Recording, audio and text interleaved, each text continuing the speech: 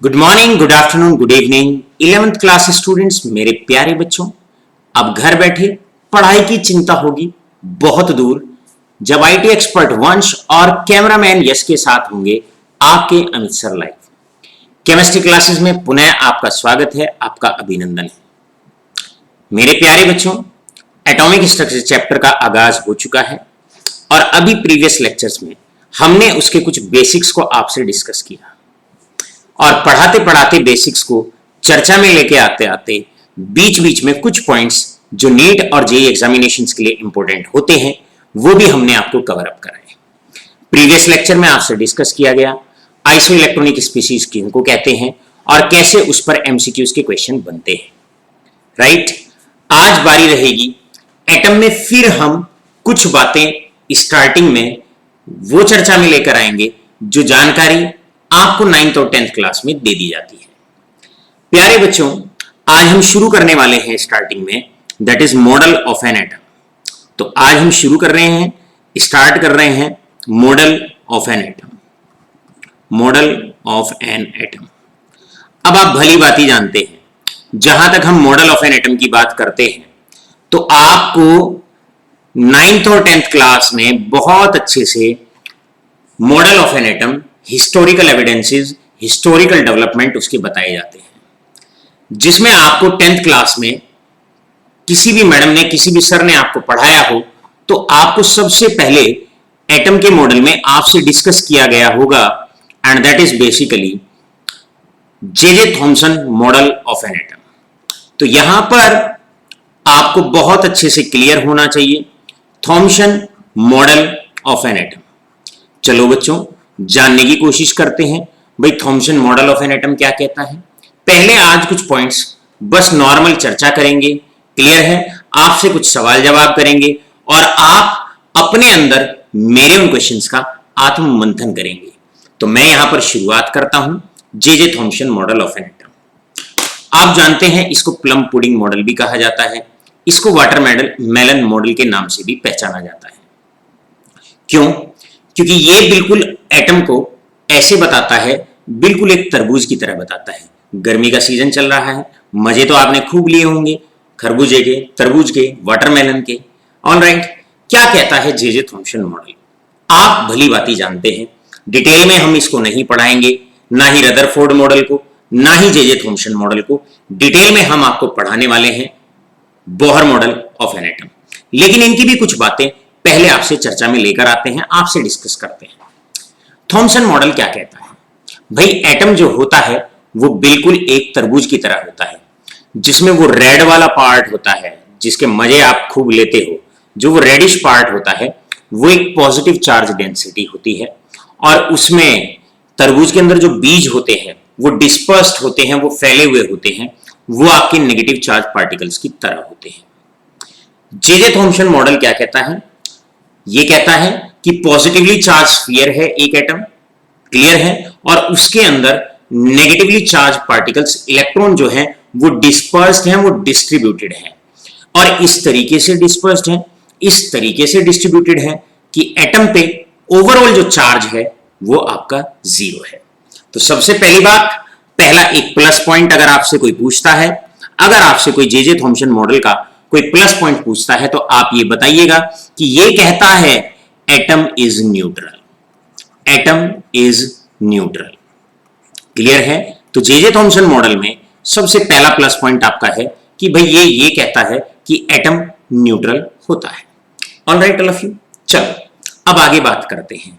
मैं आपसे पूछता हूं, स्टार्टिंग में ये तो इसकी मेरिट हो गई, अब मैं आपसे अगर डीमेरिट पूछूं कि भाई मेरे बच्चे बताएंगे, बताओ जे थॉमसन मॉडल का डीमेरिट क्या है। चलो सोचो फटाफट। तो यहां पर अब हम डिस्कस करने वाले हैं what is the demerit of Thompson model of an atom. Demerit बतानी है आपको, क्लियर है बच्चों? यहां पर हम बताने वाले हैं demerit of J Thomson model of an atom. सोच के बताओ फटाफट, भैया आपको क्या कमी लगती है। चलो मैं आपसे पूछता हूं डीमेरिट पे। आपसे मेरा सवाल है, आप जानते हैं एटम के अंदर 35 सब एटॉमिक पार्टिकल्स होते हैं और जिनमें से 3 आपके सर ने बताए कि वो फंडामेंटल पार्टिकल होते हैं, और आप भली बात ही जानते हैं वो 3 हैं, इलेक्ट्रॉन, प्रोटॉन, न्यूट्रॉन। लेकिन मेरे प्यारे बच्चों, जे थॉमसन मॉडल में, प्लम पुडिंग मॉडल में, वाटरमेलन मॉडल में न्यूट्रॉन की पोजीशन का तो पता ही नहीं था। क्लियर है? तो मॉडल में सबसे बड़ा लेक्यूना था, क्लियर है, कि पोजीशन ऑफ न्यूट्रॉन वाज अनक्लियर्ड। यहां से पोजीशन ऑफ, आप सीधा लिख सकते हैं कि भाई न्यूट्रॉन की पोजीशन ऑफ न्यूट्रॉन, जो न्यूट्रॉन की पोजीशन है उसके बारे में कुछ क्लियरली सा पता नहीं लगा। चलो अब जानने की कोशिश करते हैं, क्या जे थॉमसन ने ये जो गलती थी, क्या ये जानबूझकर की? सोचो आप, क्यों नहीं बताया उसने? क्या उसने न्यूट्रॉन को छुपाने की कोशिश की? बिल्कुल नहीं। क्यों? क्योंकि इसका रीजन ये है, जब जे थॉमसन मॉडल आया था तब तक न्यूट्रॉन की डिस्कवरी हुई ही नहीं थी। तब तक न्यूट्रॉन की डिस्कवरी हुई ही नहीं थी, इसीलिए ये मॉडल बहुत ज्यादा बेनिफिशियल नहीं रहा और इसके बाद तुरंत नेक्स्ट मॉडल दे दिया गया। ये सारे के सारे तमाम क्वेश्चंस के आंसर आपको 9th और 10th में पता चल जाने चाहिए थे, और नहीं तो आपको पूछ लेने चाहिए थे जब आपके टीचर्स ने आपको ये टॉपिक पढ़ाया होगा। चलो बच्चों, शुरू करते हैं, आगे बढ़ते हैं। अब हम आते हैं next model. Next model, model number 2। Model number 2 आप सब लोग जानते हैं, यहां पर मॉडल नंबर 2 है, that is Rutherford model of an atom. Rutherford model of an atom. अब जानने की कोशिश करते हैं बारीक बारीक सी बातें, भाई रदरफोर्ड मॉडल की बारीक बारीक बातें क्या है। देखिए, रदरफोर्ड मॉडल आप लोग जानते हैं, रदरफोर्ड ने एक एक्सपेरिमेंट किया था जिसको अल्फा स्कैटरिंग एक्सपेरिमेंट कहा जाता है। All right all of you, alpha scattering experiment, वो 9th और 10th क्लास में आप पढ़ के आ चुके हैं, मैं उसको यहां पर डिस्कस नहीं करूंगा। मैं बिल्कुल मेन सी बातें आपसे डिस्कस करूंगा जो 11th क्लास के लिए जरूरी है। देखिए, इस मॉडल को, रदरफोर्ड मॉडल को ध्यान से समझो, इसका दूसरा नाम होता है, इस मॉडल को प्लेनेटरी मॉडल भी कहा जाता है। This is also known as planetary model. अब भाई प्लेनेटरी मॉडल क्यों कहा जाता है रदरफोर्ड मॉडल को, तो आप ध्यान से समझेंगे क्यों इसको प्लेनेटरी मॉडल कहा जाता है। रदरफोर्ड मॉडल को प्लेनेटरी मॉडल इसलिए कहा जाता है क्योंकि यह कहता है कि एटम बिल्कुल कोरिलेट कर सकते हो आप प्लेनेट सिस्टम से। एटम बिल्कुल इस तरह होता है जैसे हमारा प्लेनेट का सिस्टम होता है। सेंटर में सन होता है, एटम के सेंटर में न्यूक्लियस होता है। सन के अराउंड फिक्स पाथ पर, सन के अराउंड फिक्स पाथ पर हमारे प्लैनेट्स घूमते हैं। ठीक उसी प्रकार न्यूक्लियस के अराउंड फिक्स्ड पाथ पर आपके इलेक्ट्रॉन्स घूमते हैं, और इलेक्ट्रॉन बिल्कुल ऐसे घूमता है जैसे प्लैनेट्स सन के अराउंड घूमते हैं। तो इस प्रकार आपका रदरफोर्ड मॉडल का दूसरा नाम planetary model of an atom भी कहा जाता है। मेरे प्यारे बच्चों, यहां सबसे बड़ा लेक्यूना क्या था? सबसे बड़ा लेक्यूना यह था कि एटम को कुछ इस तरीके से ये प्रेजेंट करना चाहते हैं कि भाई ये रहा nucleus, this is nucleus, clear है, और ये इसके अराउंड है सर्कुलर पाथ्स, ये है इसके अराउंड सर्कुलर पाथ्स जहां पर इलेक्ट्रॉन घूमता है। ऑल राइट, ये रहे दैट इज सर्कुलर पाथ जहां पर इलेक्ट्रॉन घूमता है। रदरफोर्ड के मॉडल में एक बड़ी अच्छी बात ये थी, जरा ध्यान से सुनिए। पहली बात, रदरफोर्ड मॉडल ये कहता है कि एटम को हम दो पार्ट में डिवाइड कर सकते हैं। पहला पार्ट जिसको न्यूक्लियर पार्ट कहा जाता है, और दूसरा पार्ट जिसको एक्स्ट्रा न्यूक्लियर पार्ट कहा जाता है। सबसे पहले मेन बातें जानने की कोशिश करो, कोई जल्दबाजी नहीं है। 11th क्लास में सारी चीजें बड़े डिटेल में आपको पढ़नी है, क्लियर है, बड़े अच्छे से डिटेल में आपको हर एक चीज पढ़नी है। तो हमने क्या कहा आपसे, रदरफोर्ड ये कहते हैं, प्लेनेटरी मॉडल इसको कहा जाता है, और अकॉर्डिंग टू रदरफोर्ड आपका जो एटम होता है it is composed of 2 parts. इसके 2 पार्ट होते हैं। पहला पार्ट होता है न्यूक्लियर पार्ट। अब आप जानते हैं न्यूक्लियर पार्ट के अंदर इसको न्यूक्लियर पार्ट कहा जाता है। This is basically known as, ये वाला जो पार्ट है जो सेंटर में होता है इसको हम न्यूक्लियर पार्ट के नाम से पहचानेंगे। This is known as nuclear part, clear है, this is known as nuclear part.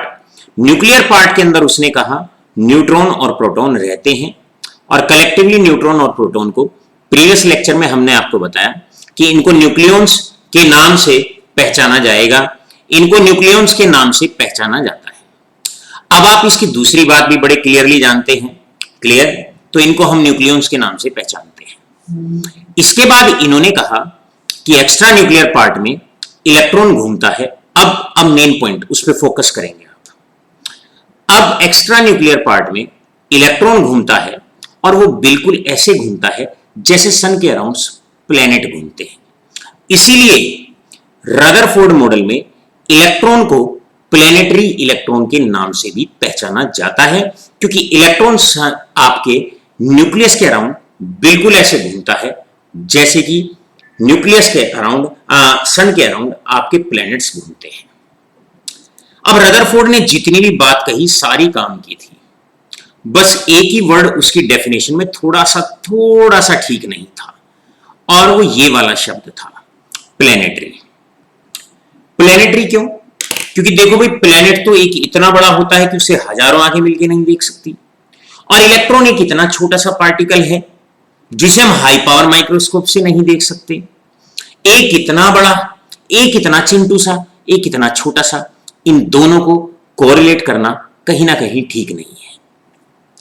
अब रदरफोर्ड के मॉडल में जितनी भी जानकारी रदरफोर्ड ने दी थी, क्लियर है, उसके according he was not able to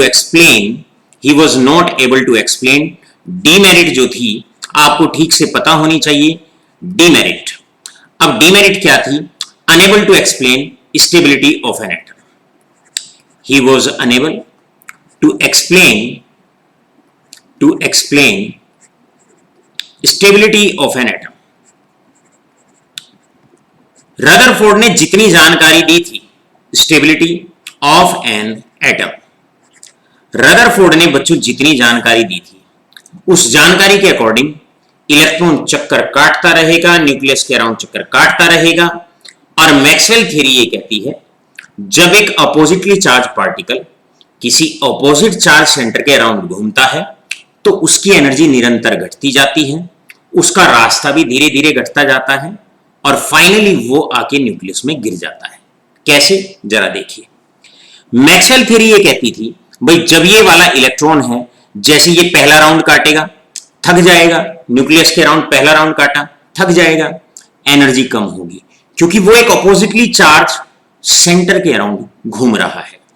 तो यहां से क्या होगा, इसकी धीरे धीरे एनर्जी बाहर होती रहेगी, इसकी एनर्जी कम होती रहेगी। अब एनर्जी कम होती रहेगी तो ये अपना रास्ता भी धीरे धीरे छोटा करता जाएगा, और एनर्जी कम हो जाएगी और अपने रास्ते को छोटा करेगा, और फाइनली आके गिर जाएगा, न्यूक्लियस के अंदर गिर जाएगा। और अगर इलेक्ट्रॉन किसी भी कारण से न्यूक्लियस के अंदर गिर जाता है तो एटम कोलैप्स हो जाता है, एटम की स्टेबिलिटी खत्म हो जाती है। तो आपसे ये क्वेश्चन 9th और 10th में आपके क्लियर होना चाहिए कि भाई आपके रदरफोर्ड मॉडल की ड्रॉबैक क्या है। तो प्यारे बच्चों, ड्रॉबैक क्या है, जरा अब आप बेशक कॉपी पेन रखिए और साथ के साथ इसे नोट भी करते रहिए। क्या नोट करना है आपने? भाई, he was unable to explain stability of an atom according to Maxwell theory. Maxwell theory ये कहती है इलेक्ट्रॉन जब न्यूक्लियस के अराउंड चक्कर काटने शुरू करेगा, घूमना शुरू करेगा, धीरे धीरे उसकी एनर्जी कम होती जाएगी। एनर्जी कम होती जाएगी तो उसका रास्ता भी कम होता जाएगा, उसका ऑर्बिट छोटा होता जाएगा, और फाइनली एक समय ऐसा आएगा जब एनर्जी बिल्कुल खत्म हो जाएगी तो फाइनली न्यूक्लियस के अंदर गिर जाएगा। इसका मतलब एटम कुछ क्षण रहेगा और उसके बाद कोलैप्स हो जाएगा। देयरफॉर हम ये कहते हैं कि एटम की मजबूताई को और एटम की स्टेबिलिटी को रदरफोर्ड मॉडल से एक्सप्लेन नहीं किया जा सकता। आशा करता हूं ये पॉइंट आपके बड़े अच्छे से क्लियर हो गया होगा। चलो बच्चों, अब यहां पर हम आपको कुछ क्वेश्चंस देते हैं। क्या आप जानते हैं, क्या आपको टीचर्स ने बताया है कि 9th और 10th में रदरफोर्ड मॉडल की अगर हम बात करते हैं तो रदरफोर्ड मॉडल की अगर मैं बात करता हूं और आपसे अगर चर्चा में लेकर आता हूं तो रदरफोर्ड मॉडल एटम का, मॉडल ऑफ एन एटम का क्लियर है दूसरा नाम क्या है? तो आप कॉपी पेन उठाइए और इसे अभी के अभी साथ के साथ नोट करिए। तो रदरफोर्ड मॉडल का दूसरा नाम है, इसको Marsden model of an atom के नाम से भी पहचाना जाता है। Marsden model of an atom. फटाफट से क्वेश्चन भी साथ के साथ लिखना है, आंसर भी साथ के साथ लिखना है। All right all of you. अब देखो और आसान बनाता हूं स्टेबिलिटी को, इसके डिमेरिट को और आसान बनाते हैं। कैसे, जरा सुनिए ध्यान से। भाई मान लो स्कूल में स्पोर्ट्स मीट चल रही है। अब आप जानते हो एक सेंटर होता है, क्लियर, ग्राउंड का एक सेंटर लगा लेते हैं और उससे सर्कुलर रिंग्स बना लेते हैं जिसमें चारों हाउसेस के बच्चे दौड़ते हैं। अब मान लो अगर एक ही राउंड लगाना है तब तो कोई बात नहीं। अगर मान लो आपको 1600 मीटर की रेस में दौड़ना है और आपके एक राउंड में 200 मीटर कंप्लीट होता है, तो शुरुआती दौर में तो बच्चे होते हैं, बड़े एनर्जेटिक होते हैं, क्लियर है, और एनर्जी भी होती है।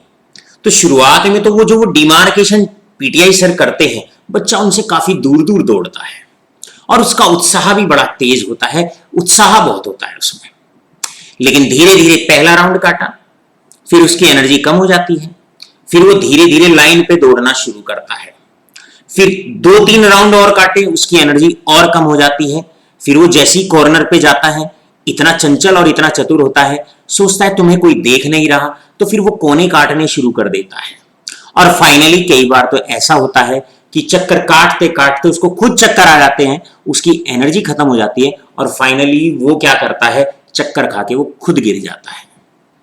ठीक उसी प्रकार according to the data as it was prescribed और गिवन बाय रदरफोर्ड, उस डाटा से तो एक समय ऐसा आना था जब इलेक्ट्रॉन को न्यूक्लियस में फाइनली गिर जाना था। ऑलराइट, तो मेन ड्रॉबैक क्या रहा? मेन ड्रॉबैक यही रहा Rutherford model of an atom का कि he was unable to explain the stability of an atom. अब चलो, अब इस कॉन्सेप्ट के थोड़े से और मजे लेते हैं। क्वेश्चन नंबर 2 आपसे मेरा सवाल है।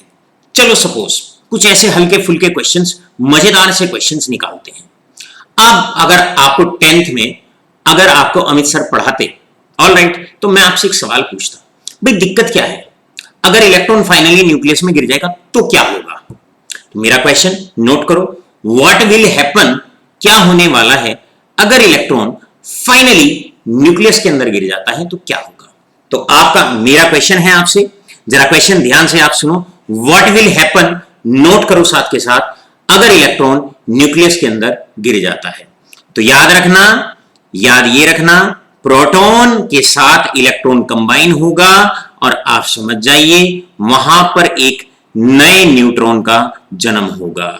तो अगर इलेक्ट्रॉन मान लो, सपोज कर लीजिए, मान लीजिए अगर इलेक्ट्रॉन फाइनली अगर न्यूक्लियस में गिर जाएगा तो नेगेटिव चार्ज और पॉजिटिव चार्ज पार्टिकल्स आपस में कंबाइन होंगे और न्यूक्लियस के अंदर नए न्यूट्रॉन्स बनने शुरू हो जाएंगे, न्यूट्रॉन्स की मात्रा बढ़नी शुरू हो जाएगी। अब कई बार क्या होता है, जब हम पढ़ा करते थे तो हमारे पास एक क्वेश्चन हमने बच्चों फेस किया।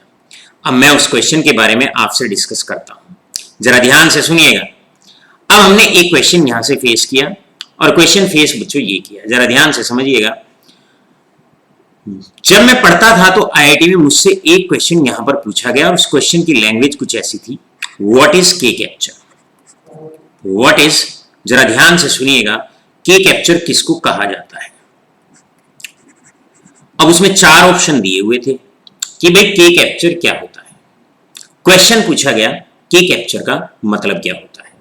सोचो, अगर कुछ बच्चे सोच रहे हैं और वो आंसर देना चाहते हैं तो व्हाट्सएप पर आप हमें अप्लाई कर सकते हैं, अपना आंसर भेज सकते हैं। All right all of you, आप चाहे तो अपना आंसर, अपने सुझाव मुझे आप फ्रीक्वेंटली भेज सकते हैं। ऑल राइट, चलिए जानने की कोशिश करेंगे के कैप्चर क्या होता है। चलिए, के कैप्चर बच्चों ये होता है, हाइड्रोजन एटम के केस में आप जानते हैं सेंटर में न्यूक्लियस होता है, ये सेंटर में न्यूक्लियस रहा और ये आपका पहला शेल रहा, ये आपका पहला शेल रहा और आप जानते हैं जो इलेक्ट्रॉन होता है वो पहले शेल में ही होता है। अब इतना तो 9th-10th में आप जान ही चुके होंगे कि ये होता है शेल नंबर 1, n = 1, मतलब शेल नंबर 1, और इसको शेल नंबर 1 को हम के शेल के नाम से भी पहचानते हैं, जानते होंगे आप, इसको हम के शेल के नाम से भी पहचानते हैं। So this is also known as K shell. अब याद रखो के कैप्चर का मतलब है के शेल का कैप्चर हो जाना, खत्म हो जाना। अब शेल तो अपने आप ही खत्म हो जाएगा अगर उसमें से इलेक्ट्रॉन खत्म हो जाएगा। एक क्लास में 20 बच्चे पढ़ते हैं और सारे वो बच्चे जो साइंस में इंटरेस्टेड हैं, चाहे वो किसी भी स्कूल में हैं, और उन्होंने उठा के क्या किया, 20 के 20 ने गेटवे स्कूल में एडमिशन ले लिया, तो 11th क्लास तो उनकी खत्म ही हो जाएगी, उनकी 11th क्लास तो कैप्चर ही हो जाएगी। All right all of you. तो इसी प्रकार यहां पर क्या है, हाइड्रोजन एटम के केस में इस टर्म का इस्तेमाल किया जाता है। क्या होगा, इलेक्ट्रॉन निरंतर चक्कर काटता रहेगा, न्यूक्लियस के अराउंड चक्कर काटता रहेगा, धीरे धीरे उसकी एनर्जी यहां से कम होती रहेगी, एनर्जी उससे बाहर होती रहेगी, उसकी एनर्जी कम होती रहेगी, कम होती रहेगी तो उसका ऑर्बिट धीरे धीरे, उसका के शेल धीरे धीरे छोटा होता जाएगा और फाइनली के शेल में रहने वाला इलेक्ट्रॉन न्यूक्लियस में गिर जाएगा तो के खत्म हो जाएगा, के शेल खत्म हो जाएगा, पहला शेल खत्म हो जाएगा और इस फिनोमिनन को मेरे प्यारे बच्चों के कैप्चर के नाम से पहचाना जाएगा। आज वाले लेक्चर में, अभी तक के लेक्चर में आपने बड़ी सारी बातें देखी होंगी और बड़ी सारी बातें अभी तक जो मैंने आपसे डिस्कस की हैं, अभी तक के लेक्चर में जो बातें मैंने आपसे डिस्कस की हैं, ये वही कॉन्सेप्ट है 10th क्लास के, ये वही कॉन्सेप्ट है 9th क्लास के, जो उस वक्त जब टॉपिक शुरू हुआ था तो आपको टीचर से चर्चा में लेके आने चाहिए थे। अब आप अपने अंदर सोचिए कितने सारे क्वेश्चन मैंने 9th और 10th के बिहाफ पर ही आपसे पुटअप किए, क्या आप उनका आंसर देने में आंसरेबल थे, क्या आप कंफर्टेबल थे उनका आंसर देने में? तो मेरी साइंस वाले बच्चों से एक ही अपील है, अपना कैरियर, अपना स्कूल, अपनी कोचिंग, अपने टीचर्स का सिलेक्शन बड़े ध्यान से 11th क्लास में करने की आवश्यकता है। आज का हमारा ये जो लेक्चर है इतना ही रहेगा। आज मैंने शॉर्ट लिया है, लेकिन आज के लेक्चर के माध्यम से मैं एक अपील अपने बच्चों से करनी चाहता हूं और वो ये करनी चाहता हूं कि जब आप, याद रखिएगा, जब आप 11th क्लास में आ गए हैं तो ये कैरियर ट्रांसफॉर्मेशन क्लास होती है, कैरियर फॉर्मेशन क्लास होती है। यहां पर आपको बहुत सीरियस रहने की आवश्यकता है। आप हमेशा स्टेबल टीचर्स का सिलेक्शन करें जो नॉलेज में काफी साउंड हो, जो बच्चों के हर किंतु परंतु का सवाल का आंसर देने में सक्षम हो। आपका दिन शुभ रहे। बहुत बहुत धन्यवाद।